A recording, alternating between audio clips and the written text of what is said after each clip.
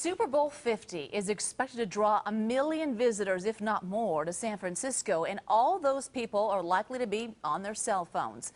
Well, tonight, wireless providers are racing to beef up service to prevent dropped calls and slow service. But Julie Watts tells us why some people are not at all happy about it.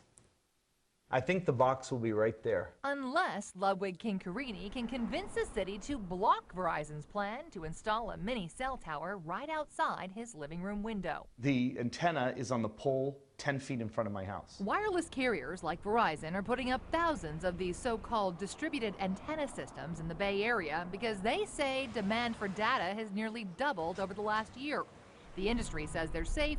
Ludwig's not convinced. There are people who believe there could be effects, like cancer. But he's not allowed to talk about that. The Federal Communications Act of 1996 says cities and states can't consider health concerns when regulating the placement of these devices, as long as wireless companies follow FCC radiation guidelines. Hello. Based on science from back in 1996, when we were all still talking on bricks. Federal regulations are obsolete. Joel Moskowitz at UC Berkeley's School of Public Health is one of 215 scientists from 40 countries who are calling on the UN and World Health Organization to develop stronger guidelines for electromagnetic radiation exposures. Many researchers that have signed the international appeal would argue it's probably carcinogenic. My feeling is it's highly probable that it's carcinogenic. But that doesn't matter to the feds. Due to that 20-year-old law, the only way residents can protest one of these RF-emitting devices, just feet from their bedroom window, is to ignore possible health concerns and focus on the way they look. It's really based on aesthetics. But the planning department's Omar Masri says by aesthetics, that doesn't mean the view from your window. The city can only deny a permit if it obstructs the public view of a historic landmark or park. That's thanks to yet another outdated law, this one passed by the state back when horse and buggies lined the streets, giving telegraph companies the right to put up telegraph lines. How many times do the residents win and get one of these permits revoked? The most recent example was a site at Central and Page Streets in the Haight-Ashbury area. So is it safe to say once? Once, yes. That's out of 249 protests over the past 2 years. Appeal number 15-112. But when Ludwig lost his protest, he kept fighting, taking it to the San Francisco Appeals Board, where for $300, you have the right to fight cell tower installers in person.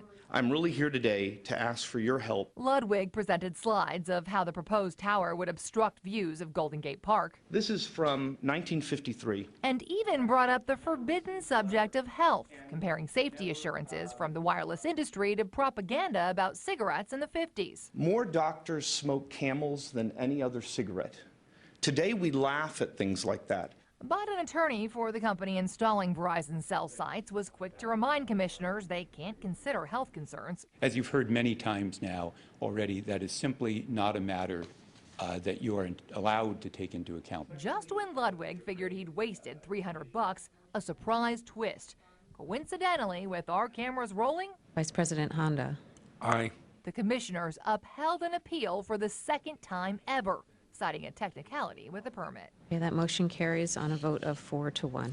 Verizon is now appealing that appeal. The FCC says it's considering re-examining exposure limits, and the World Health Organization says so far there's no evidence of adverse health effects from these wireless base stations. Julie Watts, KPIX 5. Now, Verizon is appealing the appeal. The FCC says it's considering re-examining exposure limits. The World Health Organization says so far there's no evidence of adverse health effects from the base station.